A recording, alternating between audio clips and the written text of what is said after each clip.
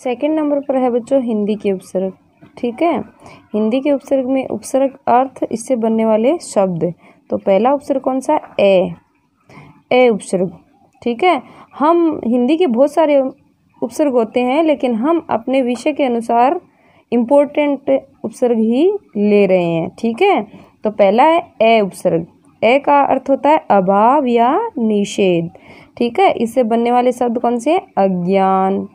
ए उपसर्ग जब ज्ञान शब्द के लगाया तो अज्ञान शब्द बना है। ए उपसर्ग, ए का अर्थ होता है अभाव, तो ये ज्ञान का अभाव दर्शा रहा है। अज्ञान शब्द क्या दर्शा रहा है? कि किसी में ज्ञान का अभाव है। ठीक है, ए उपसर्ग और ज्ञान, ज्ञान अपने आप में विद्या है, लेकिन ए उपसर्ग लगते ही ये अशिक्षा हो गई। ठीक है, अगला है एपड, अलग, आदि वर्ड बनते हैं।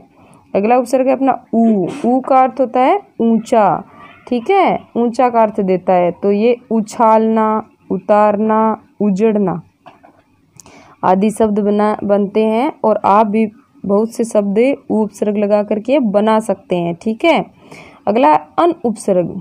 अन का अर्थ भी होता है अभाव या निषेध, मना कर देना। ठीक है, अनपढ़, अनजान, अनमोल है, अनयोग, इस प्रकार के शब्द बनते हैं।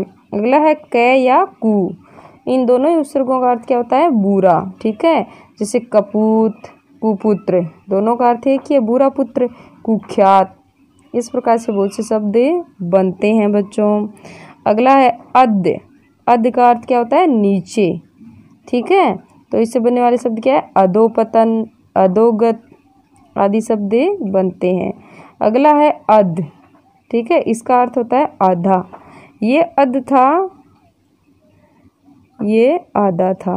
ठीक है, ये द की हलंत है। ठीक है, ये हलंत नहीं है। ठीक है, अध का अर्थ होता है आधा। इससे बनने वाले शब्द हैं अधमरा, अधपका, अधकचरा। ठीक है, जो आधा का हमें अर्थ दे रहा है।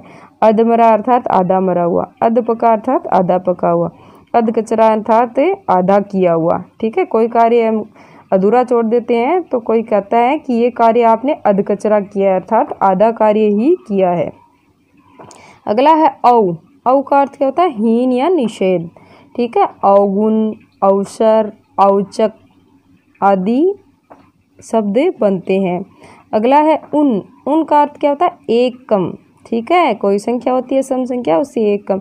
29, 49 और 19 आदि इस प्रकार से बहुत से शब्द बन सकते हैं। हिंदी के उपसर्ग हम पढ़ रहे हैं, जरूर आपको समझ में आ रहे होंगे। अगर कुछ नहीं समझ में आए तो आप मुझे उत्तर दे सकते हैं, बता सकते हैं कि हमें क्या समझ में नहीं आया है। आप पूछ सकते हैं, मुझे मैसेज कर सकते हैं। ठीक है, तो देखो बच्चों, बहुत से उपसर्ग हैं जो हमने पढ़ लिए हिंदी के, और भी अन्य महत्वपूर्ण उपसर्ग जो है वो मैं आपको बताती हूँ आगे। जैसे नी उपसर्ग है, निदान, निवेश है, इस प्रकार से निदान, निवेश आदि शब्द बनते हैं। से उपसर्ग है, सु उपसर्ग, भर, चौ, जैसे चौराहा, इस प्रकार से वर्ड बनते हैं।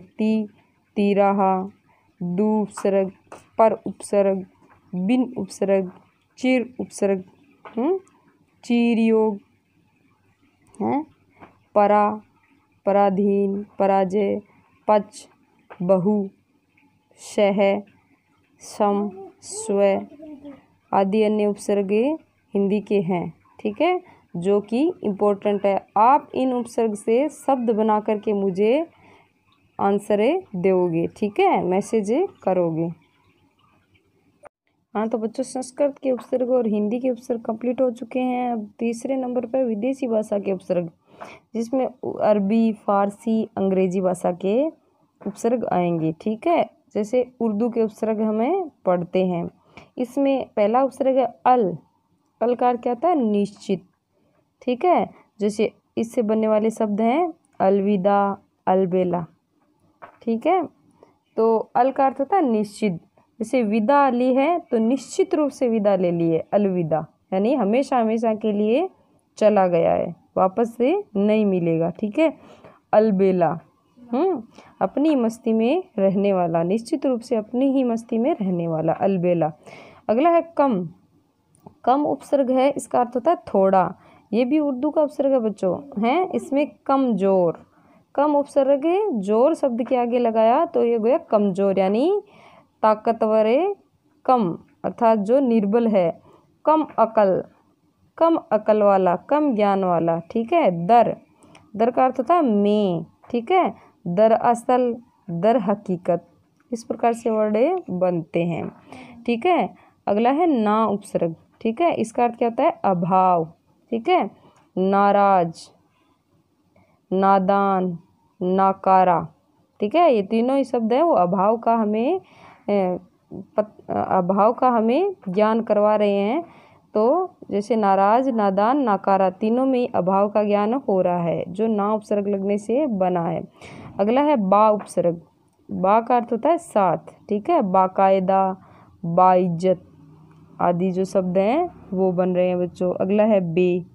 बे का अर्थ होता है बिना, ठीक है। बिना है वो, बे जो उपसर्ग है वो बिना का अर्थ देता है, ठीक है। इससे बनने वाले शब्द हैं बेहिसाब, बेमिसाल, बेकार आदि। और अन्य उपसर्ग जो उर्दू के हैं बच्चों वो भी मैं आपको बता देती हूँ। बद, बद का अर्थ होता है बुरा। ला, ला का अर्थ होता है बिना। सर का अर्थ होता है मुख्य। हर का अर्थ होता है प्रत्येक। इन का अर्थ होता है ठीक। गैर का अर्थ होता है रहित या भिन्न। खुश का अर्थ होता है अच्छा, जैसे खुश मिजाज है। नेक का अर्थ होता है भला, नेक दिल। हम का अर्थ होता है समान, हमराज, हमराही। इस प्रकार से बच्चों उर्दू के उपसर्ग हैं वो हमारे सिलेबस में इतने ही है। और ये जो अन्य उपसर्ग मैंने दिए हैं ये भी इम्पोर्टेंट है, आप इससे इनको लगा करके नए शब्द बना करके अपनी नोटबुक में लिखोगे, ठीक है।